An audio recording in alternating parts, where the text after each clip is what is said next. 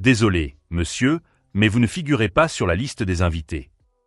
Le gardien de l'hôtel m'a regardé avec cette expression professionnelle qu'on utilise pour expulser les ivrognes des mariages.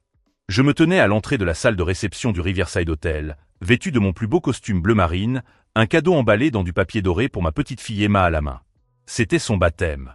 Ma première petite fille. L'événement que tout grand-père attend toute sa vie. Il doit y avoir une erreur, ai-je dit en ajustant la cravate que j'avais choisie avec tant de soin. Je suis le grand-père du bébé. C'est alors que mon fils Michael est apparu derrière le gardien, vêtu d'un costume coûteux que je lui avais moi-même payé le mois dernier.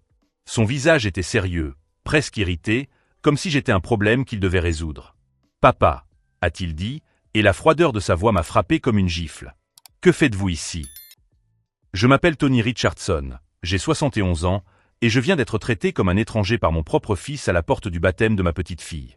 Qu'est-ce que je fais ici ? Michael, c'est le baptême d'Emma. Bien sûr que je suis là. » Il a échangé un rapide regard avec le gardien, comme s'il avait affaire à un parent problématique qui s'était présenté à l'improviste. « Papa, tu n'as pas été invité à cette cérémonie. C'est un malentendu. » Ces mots ont résonné dans le couloir de l'hôtel. Des personnes élégamment vêtues passaient devant nous pour entrer dans la salle d'où provenait une musique douce et des conversations joyeuses. 150 invités. 150 personnes que je connaissais, de ma famille et de mon travail. Tout avait été invité à la fête que j'avais financée. C'est vrai. J'avais tout payé. Chaque centime des 25 000 $ de cette célébration provenait de mon compte bancaire. La salle, le buffet, la décoration, même la petite robe blanche d'Emma qui avait coûté 300 $. Michael, dis-je en essayant de rester calme, il doit y avoir une erreur. J'ai payé cette fête. Ma belle-fille Jessica est apparue à ses côtés, magnifique dans sa robe vert émeraude, avec ce sourire faux que j'avais appris à reconnaître au cours des 2 dernières années. Le même sourire qu'elle arborait lorsqu'elle me demandait de l'argent. « Oh, Tony !» a-t-elle dit de sa voix douce et venimeuse. Quelle situation embarrassante. Il semble qu'il y ait eu une confusion avec les invitations. Une confusion. Comme s'il s'agissait d'une erreur administrative et non d'une humiliation calculée devant toute la famille et les amis. J'ai regardé à travers les portes vitrées de la salle et j'ai vu ma sœur Margaret, qui avait fait 3 heures de route pour être là. J'ai vu mon ancien associé Robert, que je considérais pratiquement comme un frère. Ils étaient tous là, se demandant probablement où j'étais. Le pire, c'est que je pouvais voir Emma au fond de la salle, magnifique dans sa petite robe blanche, dans les bras de sa marraine. Ma petite fille, que je rendais visite tous les dimanches, qui souriait quand je lui chantais des berceuses, qui tendait ses petits bras vers moi chaque fois qu'elle me voyait. « Papa », dit Michael en baissant la voix comme s'il faisait preuve de générosité, « vous feriez peut-être mieux de rentrer à la maison. Nous pourrons en discuter plus tard. » Rentrer à la maison, comme si j'étais un enfant envoyé dans sa chambre. Je pris une profonde inspiration, sentant le poids de 71 ans de vie, de travail acharné, de sacrifices que j'avais fait pour cette famille. Le même fils que j'avais élevé, que j'avais soutenu pendant ses études, à qui j'avais acheté sa première maison, me chassait de la fête que j'avais moi-même financée. « Très bien », dis-je finalement, ma voix plus ferme que je ne l'aurais cru. Si c'était une erreur, je m'excuse d'avoir dérangé. J'ai remis le cadeau emballé à Jessica, qui l'a accepté sans même remercier. Je me suis retourné et j'ai marché vers la sortie de l'hôtel, sentant les regards curieux des invités qui arrivaient. Mes chaussures en cuir résonnaient sur le sol en marbre, tandis que je traversais le hall luxueux que j'avais aidé à payer. Le portier m'a proposé un taxi, mais j'ai refusé. J'avais besoin de temps pour réfléchir, pour digérer ce qui venait de se passer. Pendant que je marchais vers le parking, une chose m'est apparue clairement. Michael et Jessica avaient complètement sous-estimé qui j'étais vraiment. Ils me voyaient comme le gentil vieil homme, le grand-père qui signe des chèques sans poser de questions. Ce qu'ils ne savaient pas, c'est que Tony Richardson n'avait pas bâti un empire immobilier en étant passif. Si vous aimez cette histoire qui montre à quel point l'arrogance peut être la plus grande erreur que l'on puisse commettre dans la vie, n'oubliez pas de vous abonner à la chaîne pour voir comment cette situation a évolué d'une manière que personne n'avait prévue. Car tandis que Michael pensait avoir résolu le problème de papa, il venait de réveiller quelque chose qui était en sommeil depuis des années. Et quand il rentrerait chez lui, je passerais un coup de fil qui changerait tout. Mais il ne le découvrirait que le lundi matin, lorsqu'il essaierait d'accéder au compte de l'entreprise que je contrôlais toujours. Le trajet jusqu'à ma Mercedes dans le parking m'a donné le temps de digérer ce qui venait de se passer. 20 minutes plus tôt, j'étais impatient de voir ma petite fille recevoir la bénédiction à l'église. À présent, j'étais expulsé comme un indigent qui avait tenté de s'introduire dans une fête huppée. Michael avait toujours été ambitieux, mais au cours des 2 dernières années, depuis son mariage avec Jessica, il était devenu quelqu'un que je ne reconnaissais plus. Au début, Jessica était douce, attentionnée, toujours soucieuse de ma santé et de mes affaires. Mais dès qu'elle a eu son alliance au doigt, le masque est tombé. Elle a commencé par des remarques subtiles. « Tony, tu ne trouves pas que cette maison est trop grande pour une seule personne ? Tu devrais envisager de déménager dans quelque chose de plus petit, plus adapté à ton âge. » Ou encore, « Michael m'a dit que tu travaillais toujours. À 71 ans, tu ne devrais pas profiter de ta retraite ?» Ce qu'elle voulait vraiment dire, c'était « Quand vas-tu mourir pour que nous puissions tout hériter ?» Michael, qui m'appelait tous les dimanches pour prendre de mes nouvelles, ne m'appelait plus que lorsqu'il avait besoin d'argent. Et il en avait toujours besoin. L'acompte pour la nouvelle maison, 20 000 $. La voiture de Jessica, 15 000 $ pour finir de la payer. La lune de miel à Hawaï, 8 000 $ parce que vous méritez de commencer votre mariage du bon pied, papa. Je disais toujours oui. Je signais toujours les chèques. Je transférais toujours l'argent sans poser de questions, parce que je pensais investir dans le bonheur de ma famille. Quand Emma est née, j'ai pensé que les choses allaient s'améliorer. J'ai proposé de payer une nounou, d'aider à payer les frais d'hôpital, de créer un fonds pour ses études universitaires. Jessica a tout accepté avec ce sourire que je savais désormais être faux. Mais les visites à ma petite fille ont commencé à être contrôlées. « Tony, tu ne peux pas venir ici sans prévenir. Jessica allait et a besoin d'intimité. »« Papa, dimanche, ça ne va pas. Nous avons un dîner avec les parents de Jessica. Tu devrais t'appeler avant de venir. Emma dort. » Peu à peu, ils m'ont éloigné de ma propre famille. Et moi, dans ma naïveté, je pensais être compréhensif. Ils étaient de nouveaux parents, ils avaient besoin d'espace. Jessica venait d'une famille structurée, elle avait ses traditions. Je devais respecter cela. Le baptême était une idée de Jessica. Une grande fête dans le meilleur hôtel de la ville. Emma mérite une fête digne de la petite fille de Tony Richardson, m'a-t-elle dit en me présentant le budget de 25 000 $. Tu es un homme important dans cette ville, Tony. Tout le monde sera là. Ce sera un événement dont les gens parleront pendant des années.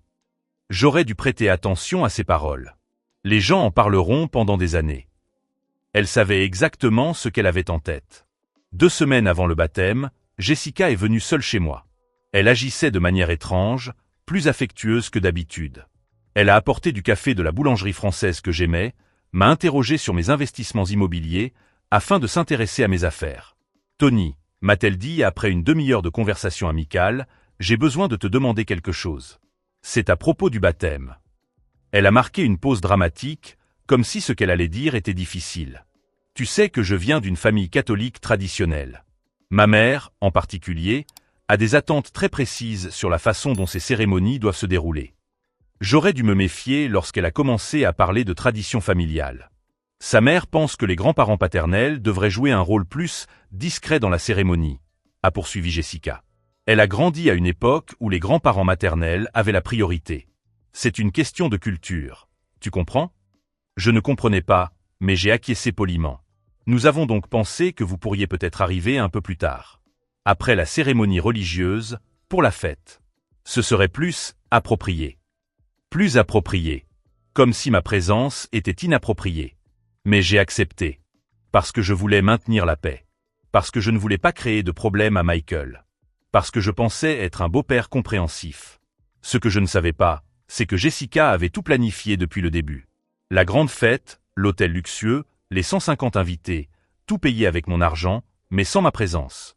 Elle voulait impressionner sa famille et ses amis avec une fête somptueuse, mais elle ne voulait pas que le vieux gâche les photos ou mette mal à l'aise quelqu'un de mon âge. Alors que je rentrais chez moi en voiture, mon téléphone a sonné. C'était Michael. « Papa », a-t-il dit, et sa voix avait ce ton condescendant que j'avais appris à détester. Jessica m'a dit qu'il y avait eu un malentendu aujourd'hui. Elle est très contrariée. Tu l'as embarrassée devant sa famille. Gênée. C'est moi qui ai été humilié publiquement, mais c'est elle qui était gênée. Michael, ai-je dit en gardant une voix calme, j'ai payé pour cette fête. 25 000 $. Et vous m'avez empêché d'entrer. Papa, tu exagères. C'était juste une confusion avec la liste des invités. Jessica était nerveuse à cause de tout ce qui concernait la fête. Tu sais comment sont les femmes quand elles organisent ce genre d'événement. Il rejetait la faute sur sa femme pour quelque chose qu'ils avaient clairement planifié ensemble. Écoute, a poursuivi Michael, et si on organisait un déjeuner la semaine prochaine? Tu pourras donner les cadeaux à Emma, prendre quelques photos. Ce sera plus intime, plus spécial. Plus intime. Plus spécial. Loin des regards de toute personne importante. On verra, ai-je répondu avant de raccrocher. Une fois rentré chez moi, je me suis assis dans mon fauteuil en cuir et j'ai regardé les photos posées sur la table d'appoint. Michael enfant, souriant sur mes genoux. Michael diplômé de l'université, m'embrassant avec gratitude. Michael le jour de son mariage, me chuchotant « Merci pour tout, papa », à l'oreille. Quand ce garçon était-il devenu un homme qui ne me voyait plus que comme un compte en banque ambulant? Mais alors que j'étais là, accablé par le poids de cette trahison familiale, une chose m'est apparue très clairement. Michael et Jessica avaient commis une erreur fatale. Ils avaient complètement sous-estimé qui j'étais. Tony Richardson n'a pas bâti un empire immobilier en restant passif. Je ne suis pas devenu l'un des plus grands propriétaires commerciaux de la ville en laissant les gens me manquer de respect. Et ils étaient sur le point de découvrir que le gentil vieillard qui signait des chèques sans poser de questions était mort dans ce parking d'hôtel. J'ai pris mon téléphone et j'ai composé un numéro qui figurait dans mon répertoire depuis 30 ans. « David ?» ai-je dit lorsqu'il a répondu. « C'est Tony Richardson. Je dois organiser une réunion demain matin. Nous avons du travail à faire. » David Silverman était mon avocat depuis les années 90, l'homme qui avait structuré tous mes contrats immobiliers et mes fiducies. Il était également le parrain de Michael. Ce que Michael ignorait, c'est que tous les cadeaux généreux que je lui avais faits au fil des ans n'étaient pas des cadeaux. C'étaient des prêts. Des prêts avec des contrats signés, des conditions spécifiques et des clauses d'échéance. Et demain matin, David et moi allions passer en revue chacun de ces contrats. Car à partir de maintenant, Tony Richardson n'était plus en mode grand-père gentil. Il était en mode homme d'affaires impitoyable. Et Michael allait découvrir lundi que se frotter au mauvais homme avait des conséquences qui allaient bien au-delà d'une simple querelle familiale. Le lundi matin, j'étais assis dans la salle de réunion du bureau de David Silverman à 8h pile. Le même bureau où, 30 ans plus tôt, nous avions signé mon premier contrat d'achat de bien immobilier commercial. Les murs en acajou arboraient toujours les mêmes diplômes encadrés, mais David avait désormais les cheveux complètement gris et l'air plus sérieux que le jeune avocat ambitieux qui m'avait aidé à bâtir mon empire. « Tony », dit-il en ajustant ses lunettes, tout en étalant des dossiers sur la table. « J'ai examiné tous les documents que vous m'avez demandés.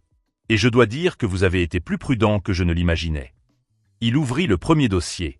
À l'intérieur se trouvaient des copies de tous les contrats que j'avais signés avec Michael au cours des 5 dernières années. Chaque cadeau généreux que j'avais fait à mon fils était documenté sous forme de prêt avec des conditions spécifiques, des taux d'intérêt et des clauses d'échéance. La maison d'Elm Street, David désigna le premier document. 200 000 $. Prêt sans intérêt, mais avec un délai de remboursement de 10 ans. Michael a signé ici, reconnaissant que s'il manquait plus de 3 mois consécutifs de paiement mensuel, vous auriez le droit de saisir immédiatement l'hypothèque. Je souris. Et a-t-il effectué des paiements, David? Aucun. Pas un centime en 5 ans. David tourna la page. La BMW de Jessica. 45 000 $. Même condition. 0 paiement. Le fonds universitaire pour Emma que vous avez créé. 50 000 $. Techniquement, il s'agit d'un prêt éducatif que Michael s'est engagé à rembourser lorsque l'enfant atteindra l'âge de 18 ans. Page après page, David a dressé la liste de la dette croissante. L'argent pour la lune de miel, les paiements de carte de crédit que j'avais temporairement pris en charge, même la bague de fiançailles de Jessica qui avait coûté 15 000 $. Au total, dit David en fermant le dernier dossier, Michael vous doit 483 000 $, y compris les intérêts composés calculés selon les termes des contrats. 483 000 $. Une fortune que mon fils avait joyeusement dépensée tout en me traitant comme un obstacle gênant. Mais la véritable bombe est venue lorsque David a ouvert un autre dossier, un dossier rouge que j'avais complètement oublié. Et il y a ceci, a-t-il dit en sortant un épais document agrafé. Richardson Holdings LLC. La société que vous avez créée en 2005 pour gérer vos investissements immobiliers. Mon estomac s'est noué. J'avais complètement oublié cette structure juridique. Michael est répertorié comme vice-président et futur bénéficiaire de 60% des actions, a poursuivi David. Mais il existe une clause très spécifique dans l'accord d'actionnaire. Tout bénéficiaire qui fait preuve d'un comportement préjudiciable aux valeurs familiales ou à la réputation de l'entreprise peut voir ses actions révoquées par décision du président, c'est-à-dire vous. Comportement préjudiciable aux valeurs familiales. J'avais inclus cette clause dans le but de protéger l'entreprise contre les scandales financiers ou criminels. Je n'aurais jamais imaginé qu'un jour je l'utiliserais contre mon propre fils. David, dis-je, sentant un changement fondamental s'opérer en moi. Humilier publiquement le président de l'entreprise devant 150 personnes constitue-t-il un comportement préjudiciable? Le sourire qui se dessina sur le visage de mon avocat était le même que celui qu'il arborait au tribunal lorsqu'il savait d'avoir gagné une affaire. Tony, mon ami, ce n'est pas seulement une conduite préjudiciable. C'est un suicide corporatif. À ce moment-là, mon téléphone portable sonna. C'était Margaret, ma sœur, qui avait été témoin de mon humiliation à l'hôtel. Tony, sa voix était chargée d'indignation. Je n'ai pas pu dormir depuis samedi. Ce que Michael t'a fait est inacceptable. Robert est également révolté. Nous voulons que tu saches que nous sommes à tes côtés, quoi qu'il arrive. Robert était mon ancien associé, aujourd'hui à la retraite, mais toujours une figure respectée dans la communauté des affaires locales. Si Margaret et Robert étaient indignés, d'autres personnes importantes l'étaient également. Et il y a autre chose, a poursuivi Margaret. Jessica a publié des photos du baptême sur les réseaux sociaux. Toutes les photos montrent la fête luxueuse, l'hôtel 5 étoiles, mais dans toutes les légendes, elle remercie uniquement la famille Thompson, ses parents, d'avoir rendu cette célébration possible. Ton nom n'est pas mentionné une seule fois, Tony. Pas une seule fois. J'ai raccroché le téléphone et j'ai regardé David. La dernière pièce du puzzle venait de se mettre en place. Michael et Jessica ne s'étaient pas contentés de m'humilier publiquement, ils effaçaient activement ma contribution à l'histoire, s'attribuant le mérite de l'argent que j'avais fourni. David, dis-je d'une voix qui avait retrouvé une fermeté que je n'avais pas ressentie depuis des années, je veux que tu prépares 3 documents. Premièrement, une notification d'échéance anticipée de tous les prêts au nom de Michael Richardson, avec un délai de 30 jours pour le paiement intégral ou l'exécution des garanties. David commença à prendre des notes. Deuxièmement, une convocation à une réunion extraordinaire de Richardson Holdings afin de voter la révocation des actions de Michael pour conduite préjudiciable aux valeurs de l'entreprise. Et le troisième document, demanda David. Une nouvelle version de mon testament. Je veux retirer Michael comme bénéficiaire principal et créer une fiducie éducative pour Emma, avec une administration indépendante. Jessica et Michael n'auront pas accès aux fonds avant qu'Emma ait atteint l'âge de 25 ans. David s'est arrêté d'écrire et m'a regardé droit dans les yeux. Tony, tu es sûr de toi? Une fois que nous aurons remis ces notifications, il n'y aura plus de retour en arrière possible. Michael va perdre sa maison, sa voiture, tout. Et il saura que c'est toi qui as tout orchestré. J'ai repensé à l'humiliation que j'avais ressentie devant la porte de l'hôtel. À la façon dont Michael m'avait regardé comme si j'étais un mendiant importun. Au petit rire de Jessica, lorsque le gardien m'avait empêché d'entrer à la fête que j'avais financée. David, dis-je en me levant de ma chaise. Michael a fait un choix samedi. Il a choisi de me traiter comme un moins que rien devant toute notre communauté. Maintenant, je fais mon choix. Je me suis dirigé vers la fenêtre du bureau, qui donnait sur le quartier commercial où je possédais 6 immeubles. Des immeubles qui valaient plus de 10 millions de dollars. Des immeubles que Michael pensait hériter automatiquement parce qu'il était mon fils. Préparez les documents, David. Et assurez-vous que l'huissier de justice remette les notifications au bureau de Michael, devant ses collègues. S'il a voulu m'humilier publiquement, il est juste que sa chute soit également publique. À ce moment-là, je n'étais plus le gentil grand-père qui signait des chèques sans poser de questions.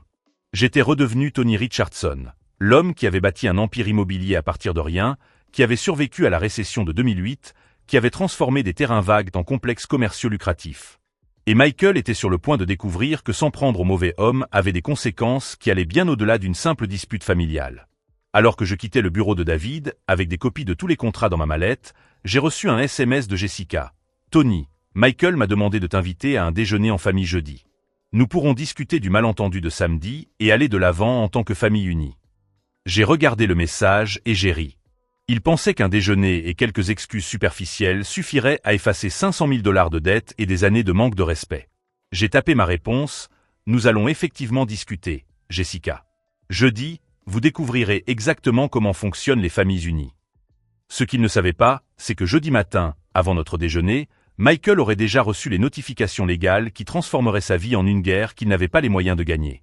Et cette fois, je jouais pour gagner.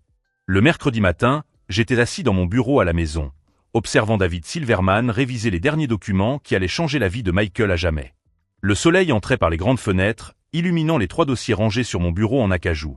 Un rouge contenant les notifications de recouvrement, un bleu contenant la révocation des actions de la société et un noir contenant le Nouveau Testament.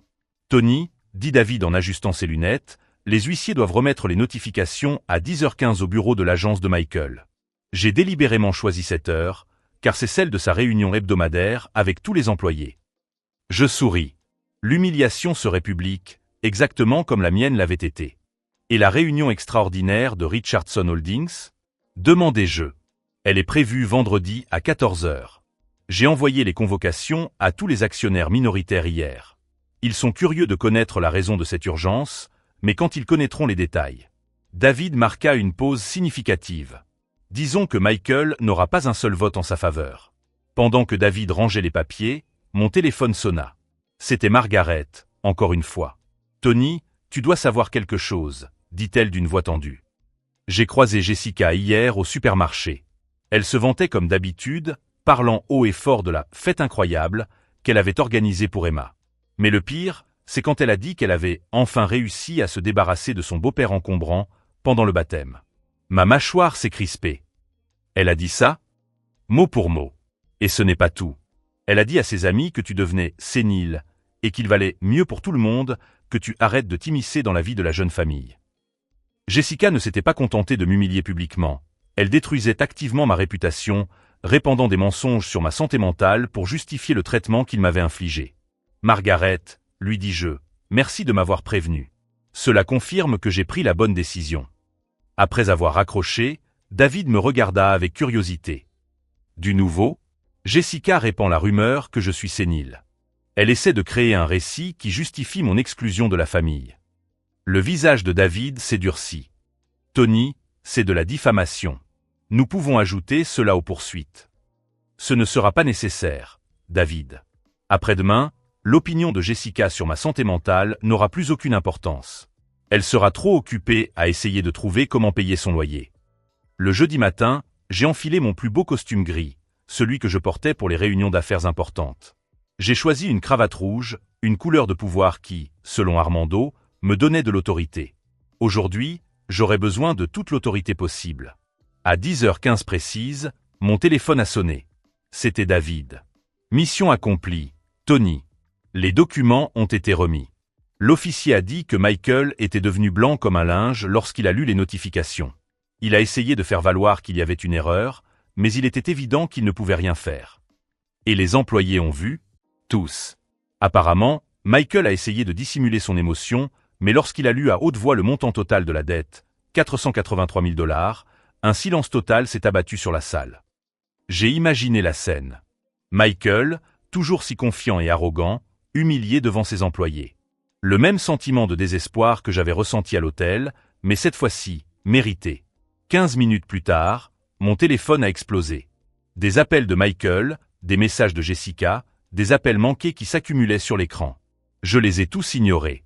Finalement, un message vocal de Michael est arrivé. « Papa, pour l'amour de Dieu, réponds au téléphone. » C'est de la folie.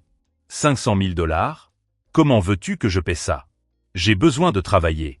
J'ai des employés qui dépendent de moi. Tu ne peux pas faire ça à ta propre famille. Sa propre famille. Comme s'il s'en était souvenu quand il m'avait barré la porte du baptême. Le deuxième message venait de Jessica, et sa voix était hystérique. « Tony, c'est une vengeance malsaine. » Michael n'arrive même pas à se concentrer sur son travail.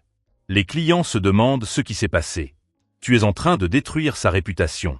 Et Emma, tu vas laisser ta petite fille sans maison? Il est intéressant de noter qu'Emma était désormais pertinente dans la conversation. Lors du baptême, mon absence ne semblait avoir aucune incidence. À midi, j'étais dans mon restaurant préféré, Giovanni's, où j'avais réservé une table pour 4 personnes. C'était un endroit public, élégant, où notre conversation serait vue par d'autres membres respectés de la communauté. Exactement comme je le voulais. Je suis arrivé 15 minutes plus tôt et j'ai choisi une table centrale, avec une bonne visibilité. J'ai commandé un café et j'ai attendu, en observant l'entrée. Michael et Jessica sont arrivés à 12h30, exactement à l'heure prévue. Ils avaient l'air dévastés. Michael portait le même costume que la veille, froissé, comme s'il avait dormi avec. Jessica n'était pas maquillée, ce qui était impensable pour elle, les cheveux en bataille et les yeux rougis par les larmes. Ils se sont approchés de la table comme des condamnés marchant vers l'échafaud. « Papa, » dit Michael d'une voix rauque de désespoir, « nous devons parler de ça. Il y a un malentendu. Assieds-toi, » dis-je calmement en lui montrant les chaises. Nous allons tout clarifier. Jessica s'effondra sur la chaise, comme si ses jambes ne pouvaient plus la soutenir. Tony, s'il te plaît, tu ne peux pas nous faire ça. Nous sommes ta famille. La famille? Répétai-je d'une voix basse mais ferme. Jessica, tu te souviens de ce que tu m'as dit samedi? Qu'il y avait eu un malentendu avec la liste? Ils échangèrent des regards désespérés. Papa, on t'a déjà expliqué, tenta Michael. C'était une erreur de l'organisation de l'événement. Jessica était débordée par tous les détails. Michael, dis-je en sortant un papier plié de la poche de ma veste. Voici une copie de la liste finale des invités que Jessica m'a envoyée par email 2 semaines avant le baptême pour que je l'approuve. Tu veux que je lise les noms? Le visage de Jessica perdit le peu de couleur qui lui restait. Mon nom n'est pas sur cette liste, Michael. Il n'y a jamais été. Parce que vous n'avez jamais eu l'intention de m'inviter. Vous vouliez mon argent, mais vous ne vouliez pas de ma présence. Le silence autour de la table était assourdissant. Vous m'avez utilisé, ai-je poursuivi. Vous avez pris mon argent, vous l'avez dépensé dans une fête luxueuse pour impressionner vos amis, et quand est venu le moment de célébrer, vous m'avez traité comme un fardeau. Papa, a tenté Michael une fois de plus, la voix brisée. C'était une erreur. Une terrible erreur. Nous te demandons pardon. Pardon? Ai-je ri, mais c'était un sang-froid. Michael, as-tu la moindre idée du nombre de personnes qui vous ont vu m'humilier? Margaret, Robert, les voisins, les amis de la famille. 150 personnes m'ont vu être expulsé de la fête que j'avais payée. Si vous avez suivi cette histoire sur les conséquences dévastatrices que peut avoir le manque de respect au sein d'une famille, n'oubliez pas de vous abonner à la chaîne, car ce qui s'est passé ensuite a montré que parfois, la vengeance la plus efficace consiste simplement à laisser la vérité parler d'elle-même. Et maintenant, ai-je dit en pliant le papier et en le remettant dans ma poche, vous allez apprendre que les actes ont des conséquences. Vous avez 30 jours pour me rembourser 483 000 $. Sinon vous perdrez votre maison, votre voiture et tout ce que vous avez construit avec mon argent. C'est impossible, s'écria Jessica, attirant l'attention des autres tables. Personne n'a autant d'argent. Vous auriez dû y penser avant de signer les contrats, répondis-je calmement. Ou avant de me traiter comme un moins que rien. Michael avait les mains sur la tête, visiblement en train de faire des calculs désespérés. Papa, même en vendant la maison, on ne pourra pas réunir cette somme. Tu le sais bien. Je le sais très bien, Michael. Et c'est justement là le problème. Je me levai de table, laissant un billet de 20 $ pour payer mon café. Vous avez fait un pari très risqué en décidant de m'humilier publiquement. Vous avez parié que j'accepterais tout sans broncher, parce que j'étais juste le gentil grand-père. Vous avez perdu ce pari. Alors que je me dirigeais vers la sortie du restaurant, j'entendis Jessica sangloter et Michael essayer de la calmer. D'autres clients regardaient discrètement, reconnaissant la tension familiale qui régnait à la table centrale. Vendredi, à 2h de l'après-midi, je serai à la réunion extraordinaire de Richardson Holdings, où Michael perdrait officiellement ses actions dans l'entreprise. Samedi, exactement une semaine après le baptême, il découvrirait qu'il n'avait plus d'avenir financier assuré. Et lundi, lorsqu'il tenterait désespérément de renégocier ses prêts, il découvrirait que Tony Richardson n'était plus en mode « père compréhensif ». Il était en mode « homme d'affaires qui n'accepte pas les défauts de paiement ». Vendredi, à 2h de l'après-midi, j'étais assis en bout de la table en acajou dans la salle de réunion de Richardson Holdings, observant Michael entrer dans le bureau comme un condamné marchant vers l'échafaud. Ses yeux étaient rouges, il n'avait probablement pas dormi depuis qu'il avait reçu les notifications. Jessica n'était pas avec lui. Apparemment, elle avait passé la matinée à essayer de vendre les sacs de marque pour obtenir de l'argent rapidement. David Silverman était à ma droite, avec un dossier de documents organisés avec une précision militaire. À ma gauche, Robert Patterson, mon ancien associé et désormais membre du conseil d'administration, m'a salué d'un signe de tête solennel. Margaret était également présente, non pas en tant que membre de la famille, mais en tant qu'actionnaire minoritaire. Elle détenait 5% de l'entreprise, un cadeau que je lui avais fait il y a des années. Merci à tous d'être venus, ai-je dit, ma voix résonnant dans la salle silencieuse. Cette réunion extraordinaire a été convoquée pour voter la révocation de Michael Richardson pour conduite préjudiciable aux valeurs et à la réputation de l'entreprise. Michael était pâle, ses mains tremblaient tandis qu'il feuilletait désespérément quelques papiers qu'il avait apportés. « Papa, s'il te plaît, pouvons-nous en discuter en privé? Il n'est pas nécessaire d'impliquer d'autres personnes. » « D'autres personnes ?» répétai-je en gardant ma voix maîtrisée. « Michael, toutes les personnes présentes à cette table sont actionnaires de cette entreprise. Elles ont le droit de savoir quand un vice-président compromet notre réputation publiquement. » Robert se pencha en avant. « Tony, peux-tu expliquer exactement ce qui s'est passé? » Nous voulons entendre tous les détails avant de voter. Je pris une profonde inspiration et commençai à raconter. La fête à 25 000 $ que j'avais financée. L'humiliation à la porte de l'hôtel devant 150 personnes. Le traitement comme si j'étais un mendiant gênant. La tentative de Jessica d'effacer ma contribution financière des réseaux sociaux en ne mentionnant que sa famille. Ce sont des moments comme celui-ci, dis-je en regardant Michael droit dans les yeux, qui révèlent la véritable nature d'une personne. Et la nature dont mon fils a fait preuve n'est pas compatible avec les valeurs que cette entreprise représente. Michael a finalement retrouvé sa voie. C'était un malentendu. Une terrible erreur. J'étais stressé par l'organisation de l'événement, Jessica était nerveuse. Michael, l'a interrompu Margaret, d'une voix glaciale, j'étais là. J'ai tout vu. Ce n'était pas un malentendu. C'était de la cruauté délibérée. Et ce n'est pas tout, ajouta David en ouvrant son porte-documents. Nous avons découvert que Michael a utilisé le nom de Richardson Holdings pour obtenir un crédit personnel à au moins 3 reprises au cours des 6 derniers mois. Un crédit qu'il n'est pas en mesure de rembourser, compromettant potentiellement la réputation de crédit de l'entreprise. Le visage de Michael perdit le peu de couleur qui lui restait. J'allais régler ça. Les contrats sont en cours de renégociation. Avec quel argent, Michael? Demandai-je. Tu me dois 483 000 $ en prêts non remboursés. Tu n'as pas de salaire fixe en dehors de ce que cette entreprise te procure. Et maintenant, nous découvrons que tu as utilisé le nom de l'entreprise pour obtenir encore plus d'argent. C'est à ce moment-là que Michael comprit enfin toute l'étendue de ce qui se passait. Il n'était pas seulement en train de perdre les actions de l'entreprise, il était en train de perdre tout son avenir financier. « Papa », dit-il, et pour la première fois depuis le baptême, j'entendis quelque chose qui ressemblait à une humilité sincère dans sa voix. « Je sais que j'ai commis des erreurs.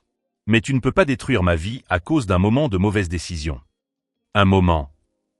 Margaret rit amèrement. « Michael, tu as passé 2 ans à traiter ton père comme ta banque personnelle, puis tu l'as humilié publiquement lorsqu'il est devenu gênant pour ton image sociale. » Robert secoua la tête. Tony m'a parlé des contrats de prêt. Près d'un demi-million en 5 ans, sans un seul remboursement. Ce n'est pas être un fils, Michael. C'est du parasitisme. Je regardais Michael assimiler lentement la réalité de sa situation.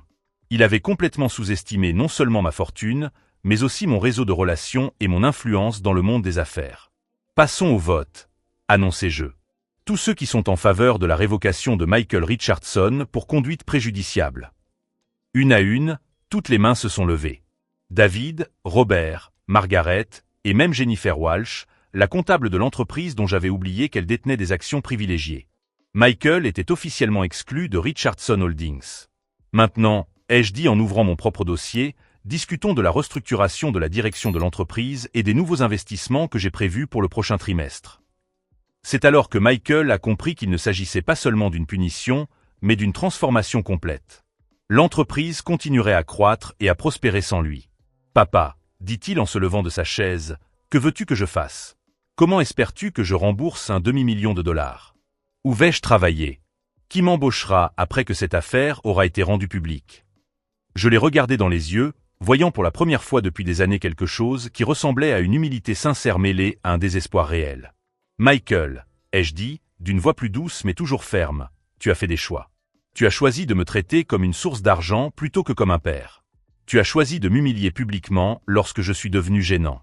Tu vas maintenant apprendre à vivre avec les conséquences de ces choix. » Il quitta la pièce en silence, ses pas résonnant dans le couloir. Lorsque la porte se referma, David se tourna vers moi. « Tony, tu es sûr de toi? Un demi-million, c'est beaucoup d'argent. Il ne pourra jamais payer. » « Je le sais très bien, David, » répondis-je en regardant par la fenêtre la ville où j'avais bâti mon empire. « Mais Michael doit apprendre une leçon que l'argent seul ne peut enseigner. » Margaret me toucha la main. « Et s'il vient demander pardon sincèrement? S'il reconnaît pleinement ce qu'il a fait? Alors nous discuterons, » dis-je.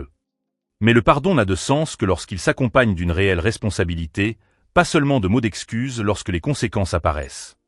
Cet après-midi-là, alors que je rentrais chez moi en voiture, mon téléphone n'arrêtait pas de sonner. Des messages de Jessica, des appels de Michael, même un appel d'Emma en larmes, ils avaient utilisé leur enfant de 2 ans pour essayer de m'attendrir. Mais pour la première fois depuis des années, je ne me contentais pas de réagir aux problèmes créés par les autres. Je contrôlais activement le cours de ma propre vie et défendais ma dignité. Michael et Jessica ont découvert que sous-estimer Tony Richardson était la plus grave erreur qu'ils pouvaient commettre.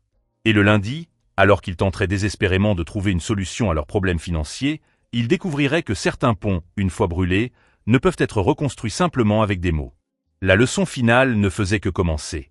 6 mois plus tard, j'étais assis dans mon nouveau bureau, une pièce plus petite mais élégante dans le centre-ville, lorsque Margaret m'a appelé pour me donner des nouvelles de Michael. « Tony, tu dois savoir. Michael travaille comme vendeur dans un concessionnaire de voitures d'occasion. Jessica a trouvé un emploi de réceptionniste dans une clinique vétérinaire. » La voix de ma sœur mêlait satisfaction et une pointe de pitié. Ils avaient tout perdu. La maison d'Elm Street avait été vendue pour rembourser une partie de la dette. La BMW avait été rendue à la banque. Ils vivaient désormais dans un petit appartement de 2 chambres, partageant l'espace avec Emma, dans une vie complètement différente de celle qu'ils connaissaient auparavant. Mais le changement le plus profond s'était produit chez moi. À 71 ans, j'avais redécouvert qui j'étais vraiment. J'ai vendu la moitié de mes biens immobiliers commerciaux et investi dans une fondation éducative à la mémoire de ma défunte épouse, Martha. L'argent qui servait auparavant à financer le mode de vie parasitaire de mon fils servait désormais à financer des bourses d'études pour de jeunes entrepreneurs. Mardi dernier, quelque chose d'inattendu s'est produit. Michael s'est présenté à mon bureau, seul, vêtu d'un costume simple qu'il avait manifestement acheté dans un grand magasin. Ses mains calleuses, résultat du travail manuel qu'il effectuait chez le concessionnaire, témoignaient qu'il avait enfin compris la valeur du travail honnête. « Papa », a-t-il dit, et pour la première fois depuis des années, j'ai entendu une humilité sincère dans sa voix. « Je ne suis pas venu te demander de l'argent ou de la clémence. Je suis venu te demander pardon. Il m'a fallu 6 mois à raison de 12 heures de travail par jour pour comprendre à quel point je m'étais éloigné de l'homme que tu as essayé de faire de moi. » Il m'a tendu une enveloppe. À l'intérieur, un chèque de 5 cents, son premier remboursement volontaire de la dette. « Il me faudra le reste de ma vie pour tout rembourser, » a-t-il poursuivi, « mais je veux que tu saches que j'ai compris la leçon. Pas sur l'argent, mais sur la dignité. » Jessica avait également changé. Selon Margaret, elle avait cessé ses publications extravagantes sur les réseaux sociaux et partageait désormais des moments simples avec Emma au parc public. La femme qui refusait auparavant d'être vue ailleurs que dans des lieux luxueux travaillait désormais 8 heures par jour à s'occuper d'animaux abandonnés. Le plus important, c'est qu'Emma, désormais âgée de 2 ans et demi, avait recommencé à m'appeler Grand-Père Tony. Michael avait cessé de m'éloigner d'elle, reconnaissant que j'étais la seule stabilité financière et émotionnelle constante dans la vie de l'enfant. Au final, la leçon n'était pas une question de vengeance ou de pouvoir. Elle portait sur le fait que la dignité n'a pas de prix et que les personnes qui vous traitent comme un objet jetable agissent ainsi parce qu'elles n'ont jamais eu à faire face aux conséquences réelles de leurs actes. Michael et Jessica ont appris à leurs dépens que respecter sa famille n'est pas facultatif, mais essentiel. Ils ont découvert qu'humilier quelqu'un publiquement peut entraîner la perte de tout ce à quoi ils tiennent le plus. Quant à moi, à 71 ans, j'ai appris qu'il n'est jamais trop tard pour retrouver son estime de soi et redéfinir ses relations sur la base du respect mutuel, et non de la convenance financière. Si cette histoire sur la manière d'établir des limites familiales saines vous a touché, n'oubliez pas de vous abonner à la chaîne pour découvrir d'autres histoires sur la manière dont la dignité finit toujours par l'emporter. Aujourd'hui, quand je regarde Emma jouer dans mon bureau pendant que Michael termine son service chez le concessionnaire, je vois une famille reconstruite sur des bases solides. Pas sur l'argent facile, mais sur le travail honnête, le respect sincère et l'amour qui ne dépend pas des relevés bancaires. Et c'est un héritage qui vaut vraiment la peine d'être laissé.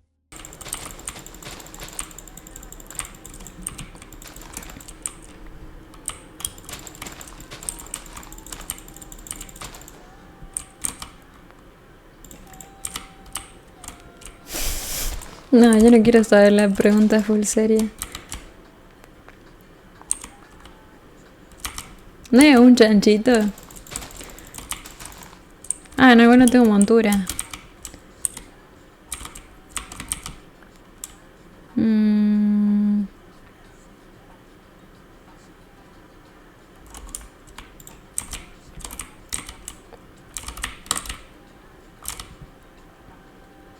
Aspecto de fuego. Ah, la mierda. Pero es de piedra. La que tienes te sirve. ¿Cuál? ¿La espada?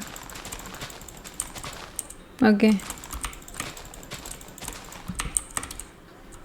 Mira, tengo montura. Y si me busco un caballo.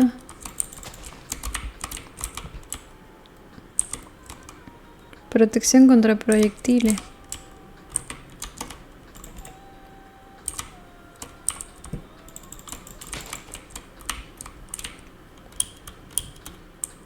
¿Sos de La Rioja? Sí. ¿Y esta cuál tiene? Ponerle una vaca. ¿Esto me sirve de algo, boludo? ¿Qué hago con esto?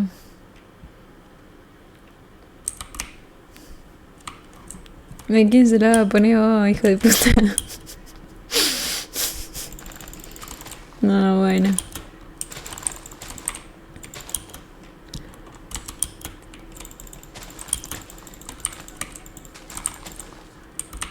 Ya no hay respeto.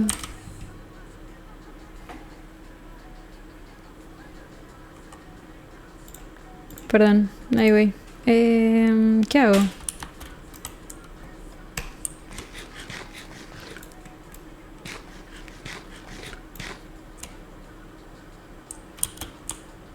¿Cómo que caer? No le respondí. What the fuck? Pero no le respondí. Nada, boludo. Escuchan muy mal. ¿Qué carajos? ¿Qué mierda? ¿Te picaste? Sí, me piqué mucho. Pero no me están... No estoy loca, boludo. O sea, sé que no respondí. ¿Por qué te llaman todos mamá? No sé.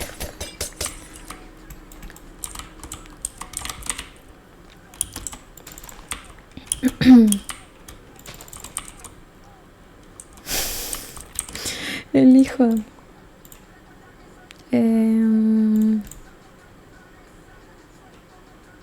Protección 3. A la mierda. A ver. ¿Me sirve? No, mira, ahí tengo la montura para los chanchitos.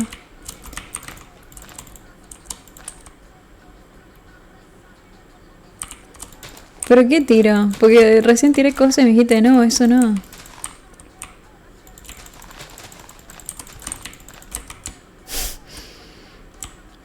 Aparte, no sé. Tiro una pala, me da mucho miedo.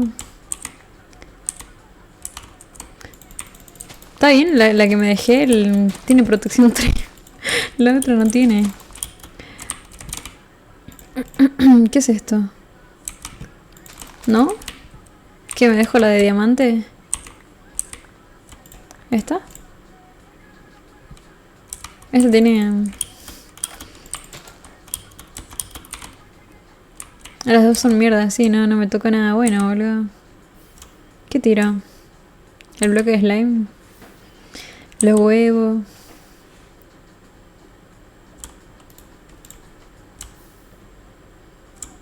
Una botella de agua. El cuero.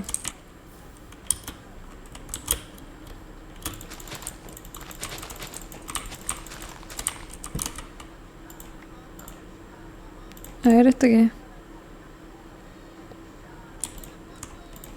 Puta madre.